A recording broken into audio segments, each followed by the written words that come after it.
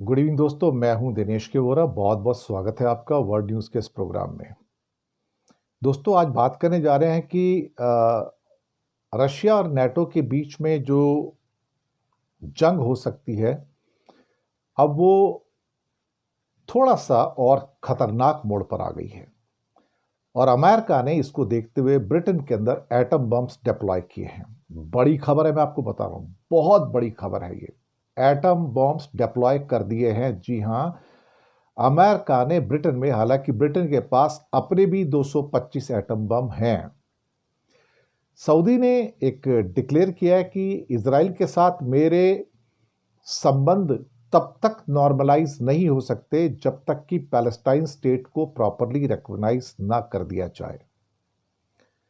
भारत की सबसे बड़ी प्राइवेट कंपनी, जिसमें करीब 6.25 लाख एम्प्लॉयज काम करते हैं, टीसीएस यानी कि टाटा कंसल्टेंसी सर्विसेज, जो सॉफ्टवेयर में और कंसल्टेंसी में है, उसने 12,200 लोगों का कल छटनी कर दी, उनको निकाल दिया और कहा कि आर्टिफिशियल इंटेलिजेंस के वजह से आपको निकाला जा रहा है। यानी कि भारत में अब तक का सबसे बड़ा जॉब लॉस स्टार्ट हो गया और हम लगातार इसके बारे में चेतावनी दे रहे हैं, वार्निंग दे रहे हैं। चाइना ने bunker buster bomb GBU-57 America का, जो कि मदर ऑफ ऑल बम्स माना जाता है, उसकी काट ढूंढ ली है और कैसे उसको हवा में तोड़ना है या उसको मारना है मिसाइल से और कहाँ मारना है उसका पता लगा लिया है। उसकी टेक्निक भी उसने निकाल ली है। तो इन पर हम बात करने जा रहे हैं। तो आप सबका बहुत बहुत स्वागत है। नाम तो नहीं ले पाऊंगा, लेकिन आप आते हैं तो अच्छा लगता है। आपका एनकरेजमेंट है, आपका मोटिवेशन है और हमारी कोशिश होती है कि हम कहीं भी रहें, इंटरनेट की प्रॉब्लम्स होती हैं तो भी हमारी कोशिश होती है कि टाइम पर या थोड़ा लेट भी हो जाए तो भी आप तक हम वर्ल्ड व्यू और वर्ल्ड न्यूज़ दोनों पहुंचाने की हमेशा कोशिश करते हैं। तो चलिए, आपका स्वागत करते हुए हम पहली खबर से स्टार्ट करते हैं। अमेरिका ने ब्रिटेन में परमाणु हथियार डिप्लॉय कर दिए हैं। ऐसी क्या इमरजेंसी आ गई है? शायद जो रशिया को जो वार्निंग दी है 50 दिन की पहले और अब 10-12 दिन की वार्निंग जो ट्रंप ने दी है, वो अब ऐसा लग रहा है कि जैसे ट्रंप किसी के कंधे पर बंदूक रखकर पुतिन का सामना करना चाहते हैं, यानी कि दूसरे को मरवा दो। अब ये तो सौदागर आदमी है, मर्चेंट है, बढ़िया आदमी है, इसको बिजनेस के अलावा कुछ नहीं आता। और अमेरिका के साथ जो भी ट्रेड डील हो रही है उससे भी हमें इस बात का अंदाजा हो गया है कि भाई अल्टीमेटली जो चीजें हमारे सामने निकल कर आ रही हैं कि कैसे भी करके अमेरिका के अंदर और ज्यादा डॉलर कैसे लाए जाएं और दूसरे का कैसे नुकसान किया जाए। लेकिन ये जो खबर है खास तौर से कि ब्रिटेन के अंदर जो परमाणु हथियार तैनात किए हैं, ये शायद उसी दिशा में बढ़ता हुआ एक कदम है जहां पर हम एक वर्ल्ड वॉर 3 की ओर बढ़ रहे हैं। कहने को तो रूस के लिए एक वार्निंग तो है, लेकिन ये कदम जो यूक्रेन युद्ध अब एक खतरनाक मोड़ पर जाता हुआ दिखाई दे रहा है, ये उसके मद्देनजर है। हालांकि ब्रिटेन ने इस खबर की पुष्टि नहीं की है, लेकिन ये खबर जो है रशिया को एक संदेश देने की कोशिश है। ये एक रिपोर्ट आई है ब्लूमबर्ग की, और ब्लूमबर्ग की रिपोर्ट हमेशा तफ्तीश करने के बाद छपती है। रशिया इस समय वेस्टर्न वर्ल्ड का मानना है कि पूरे यूरोप के लिए खतरा बन गया है। यूक्रेन युद्ध के बाद ही उनको समझ आना शुरू हो गया था कि भाई रूस से अगर निपटना है तो बिना अमेरिका के आप नहीं निपट सकते हैं। इसलिए यूरोपियन कंट्री अपने डिफेंस बजट में बढ़ोतरी कर रहे हैं, क्योंकि बहुत सारे देशों के पास तो आर्मी ही नहीं है वहां पर। अब ब्लूमबर्ग की रिपोर्ट ने रशियन अधिकारियों की भी आंखों पे दरअसल चश्मा चढ़ा दिया है। अब वो भी थोड़े से चिंतित हो गए कि ये हो क्या रहा है कि यूरोप में किसी भी समय एक मेगा डिस्ट्रक्शन की शुरुआत हो सकती है। ब्लूमबर्ग ने अपने ओपन सोर्स डेटा और अपने अलग सोर्सेस का हवाला देते कहा कि पहली बार ऐसा हुआ है कि 15 सालों में ब्रिटेन के अंदर अमेरिका ने एटम बॉम्ब्स डिप्लॉय कर दिए हैं। रशिया को एक चेतावनी देने की कोशिश है। इसका मतलब है कि अमेरिका यूरोप को रूस के खिलाफ एटम बम सप्लाई देना शुरू कर दिया है। ये अभी हुआ नहीं था, लेकिन हो गया। अब कहा जा रहा है कि 16 जुलाई को, मैं आपको तारीख बता रहा हूं, रिपोर्ट क्या कहती है, 16 जुलाई को अमेरिका का एक मिलिट्री विमान अपने ट्रांसपोंडर के साथ न्यू मैक्सिको के किर्टलैंड एयरफोर्स बेस, जो कि एटम बम के हथियारों का बेस माना जाता है, वहां से ईस्ट इंग्लैंड के रॉयल एयरफोर्स लकिनहीथ एयरपोर्ट के लिए उड़ान भरता है। ध्यान दीजिए मैं क्या कह रहा हूं आपसे। 16 जुलाई तारीख, अमेरिकन मिलिट्री प्लेन ट्रांसपोंडर के साथ न्यू मैक्सिको, जो कि ब्रिटेन अपना अमेरिका में है, न्यू मैक्सिको के किर्टलैंड एयरफोर्स बेस से, जो कि एटॉमिक हथियारों का बेस है, वहां से ईस्ट इंग्लैंड के रॉयल एयरफोर्स लैकनहीथ के लिए उड़ान भरता है। और माना जाता है कि इस विमान में B-61 12 थर्मो न्यूक्लियर बॉम्ब थे। B-61 12 थर्मो न्यूक्लियर बॉम्ब थे। 2008 के बाद ब्रिटेन में अमेरिका की पहली नोन एटम बॉम्ब की यह तैनाती होगी। इसके अलावा एक और जो डिफेंस के एक्सपर्ट्स हैं, उनका कहना है कि जो प्लेन था उसका एक ट्रांसपॉन्डर जो है वो जानबूझ के ऑन रखा गया था, ताकि मॉस्को को मैसेज भेजा जा सके कि हम नेटो की जो मारक क्षमता है, जो उनकी क्या कहते हैं कि पावर टू हिट है, पावर टू अटैक है, उसको इंक्रीज किया जा रहा है। और अमेरिका द्वारा परमाणु हथियारों को ब्रिटेन में जाकर डिप्लॉय करना ये कोई छोटी घटना नहीं है।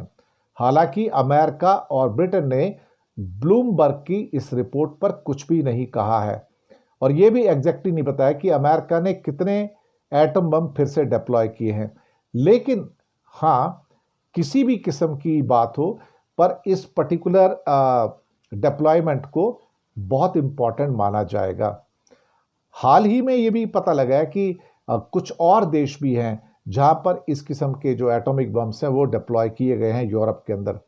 तो कहीं ना कहीं रशिया को काउंटर करने के लिए यूरोप के अंदर बड़ी संख्या में एटम बम्स का डिप्लॉय किया जाना शायद अब आने वाली जो विपदा है या विपत्ति है उसी का अंदाजा लगा सकते हैं आप।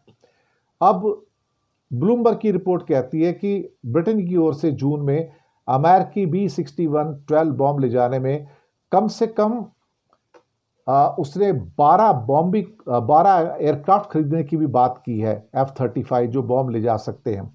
और अमेरिका ने शायद उसको अनुमति दे दी है कि हाँ, कि 12 F-35 ब्रिटेन को दे दिए जाएंगे। इसका मतलब ये हुआ कि रूस और चीन को रोकने के लिए नेटो के सारे देश अब दुनिया के अलग अलग हिस्सों में वहाँ पर एटम बम का डिप्लॉयमेंट कर रहे हैं।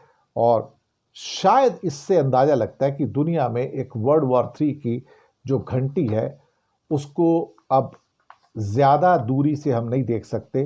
अब वो धीरे धीरे वो तारीख खिसक के हमारे पास आ रही है। क्या कहा जाए, यही कुछ हो रहा है। दूसरी खबर पर आते हैं जो बहुत इंपॉर्टेंट है कि सऊदी अरेबिया का कहना है कि मैं इजराइल के साथ अपने रिलेशंस को तब तक मैं नॉर्मलाइज नहीं कर सकता जब तक कि पैलेस्टाइन स्टेट का पूरा ऐलान ना कर दिया जाए, और जब तक पूरी तरह से पैलेस्टाइन स्टेट बन ना जाए एक कंट्री के रूप में। इसकी वजह से इजराइल और अमेरिका को झटका लगा है, और साथ में जो सारे सपने देखे जा रहे थे अब्राहम अकॉर्ड के ऊपर साइन करने के, वो भी मिट्टी में मिलते हुए नजर आ रहे हैं। उनका कहना है कि जब तक फिलिस्तीनी देश को मान्यता नहीं मिलती, इजराइल के साथ हमारे रिश्ते नॉर्मलाइज नहीं हो सकते। साथ ही गाजा युद्ध भी खत्म करना होगा। मुझे लगता है कि ये सबसे स्पष्ट संदेश है। सऊदी अरब के क्राउन प्रिंस मोहम्मद बिन सलमान के करीबी जो विदेश मंत्री भी हैं, प्रिंस फैजल बिन फरहान ने न्यूयॉर्क शहर में ऐलान करके अमेरिका और इजराइल को अपना सबसे बड़ा संदेश दिया है कि भैया, हम अब्राहम अकॉर्ड को आगे नहीं बढ़ाएंगे, और जब तक आप मान्यता नहीं देते नए देश को, पैलेस्टाइन को, तब तक हम आपके साथ में नहीं हैं।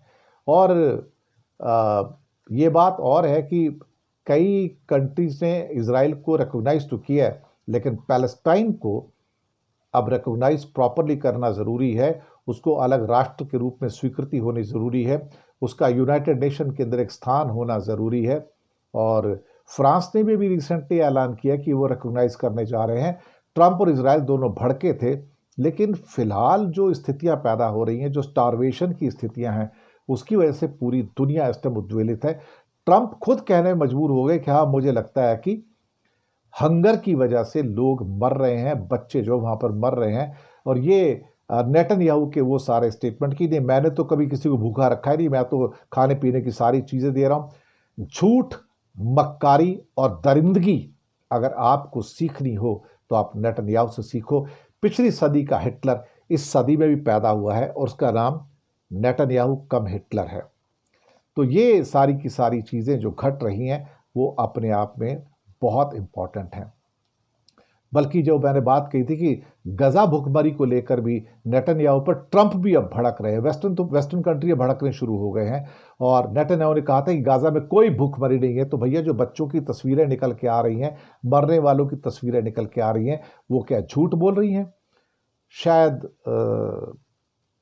दुनिया को अब बहुत देर बाद सही, लेकिन उनकी आत्मा उनकी अब उनको झकझोर रही कि भैया, जो हो रहा है जरा उसकी ओर भी नजर मार के आप देख सकते हो। भारत में एक बहुत बुरी खबर है कि एआई की वजह से, जी हां, एआई की वजह से 12,200 लोगों को पिंक स्लिप दे दिया टाटा कंसल्टेंसी सर्विसेज ने, टीसीएस ने, जो भारत की सबसे बड़ी कंपनी है प्राइवेट सेक्टर की। 6,25,000 लोग उस पर काम करते हैं, 6,25,000 एम्प्लॉय काम करते हैं। 12,200 को पिंक स्लिप यानी कि रिट्रेंचमेंट दे दिया, छटनी कर दी, चले जाओ भैया, नई जरूरत है तुम्हारी। इससे पूरी मार्केट में कोहराम मच गया है, आईटी सेक्टर में कोहराम मच गया कि नौकरियां सुरक्षित नहीं हैं। ये शुरुआत है और टीसीएस ने ओपनली कहा कि ये एआई की वजह से हो रहा है, आर्टिफिशियल इंटेलिजेंस की वजह से हो रहा है। मुझे लगता है कि आने वाले दिनों में आप सबको तैयार रहना चाहिए। ये आर्टिफिशियल इंटेलिजेंस ये आपकी नौकरियां छीन लेगा।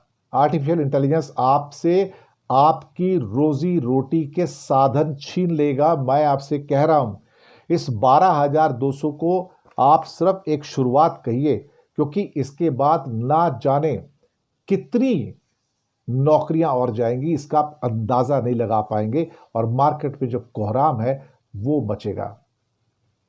अगली खबर पे आते हैं कि अमेरिका के बंकर बस्टर बम GBU-57, जिसके द्वारा अमेरिका ने ईरान पर हमला किया था, उसको कैसे बस्ट करना है आकाश में, चाइना ने उसकी तैयारी कर ली है और उनको कामयाबी मिल गई है।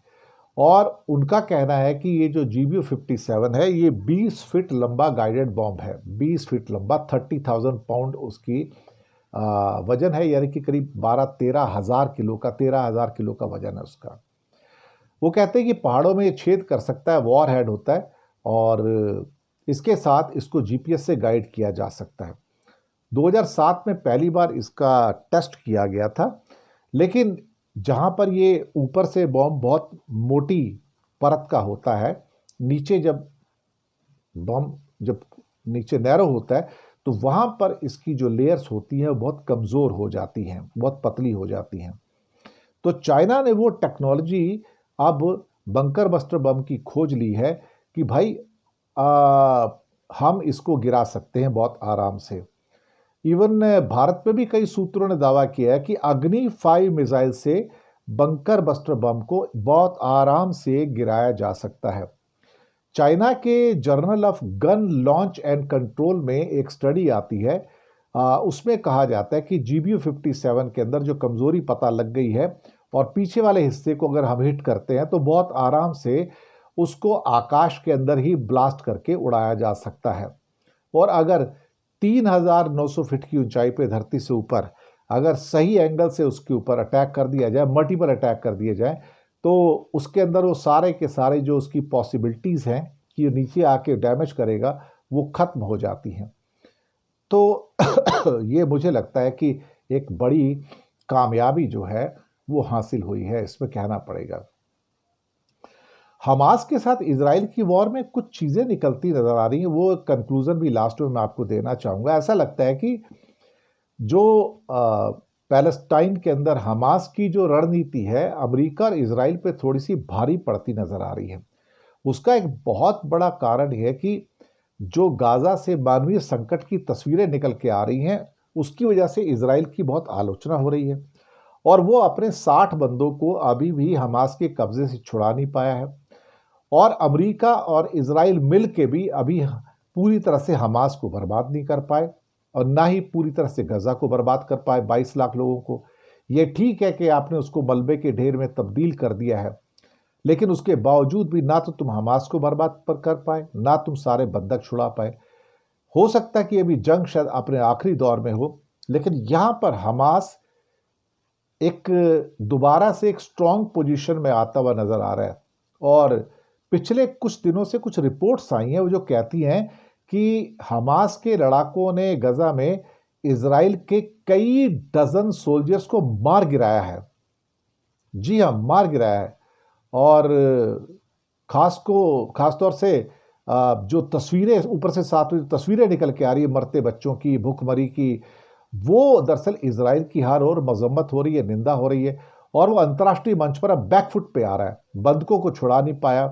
तो नेतन्याहू का जो फेलियर है वो सबके सामने है। हमास की जो गुर्रिल्ला लड़ाई है वो अभी भी जारी है।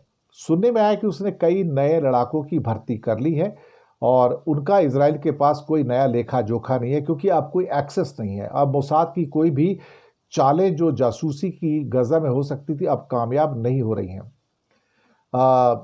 कई सैनिकों को मारा जा रहा है, अभी भी रिसेंटली मारा गया। उन्होंने इजराइल में हड़कंप मचाया हुआ है। लेकिन उससे ज़्यादा खबरें जो इजराइल की बदनामी की हो रही हैं, मानवीय नरसंहार जो जेनोसाइड हो रहा है वहाँ पर, उसकी वजह से इजराइल भी बैकफुट पे है, यूरोप बैकफुट पे है, अमेरिका बैकफुट पे है। अमेरिकन प्रेसिडेंट ने भी एक्सेप्ट किया कि हाँ कुछ गलत हो रहा है, गाजा में जो हो रहा है ठीक नहीं हो रहा है। तो नेतन्याहू के इस दावे पर कि गाजा में कोई भूखमरी नहीं है, कोई उससे सहमत नहीं है। ट्रंप का कहना था कि टीवी पर दिखाए सीन्स के आधार पर मैं कहूंगा कि ऐसा नहीं है कि बच्चे बहुत भूखे दिख रहे हैं। गाजा में भूखमरी है, हंगर है, हम इसे झूठ नहीं कह सकते। तो ट्रंप पहली बार नेतन्याहू के कहे को झुठला रहा, एक्चुअली कहा जाए तो शुक्रिया आपका बहुत बहुत, आप हमारे साथ आते हैं और चैनल को सब्सक्राइब कीजिएगा। हो सके तो छोटी छोटी आर्थिक मदद भी कर सकते हैं। नीचे हमने आपके लिए यूपीआई नंबर और बैंक अकाउंट नंबर भी दिए हैं। किसी एक को चुनकर छोटी सी मदद करेंगे तो अच्छी पत्रकारिता को आगे बढ़ाने में हमें आप हमारे मददगार भी साबित होंगे। तो खुश रहिएगा, मुस्कुराते रहिएगा। फिर मिलते हैं बहुत जल्दी आपके साथ और तब तक के लिए हम विदा लेते हैं आपसे। Good night.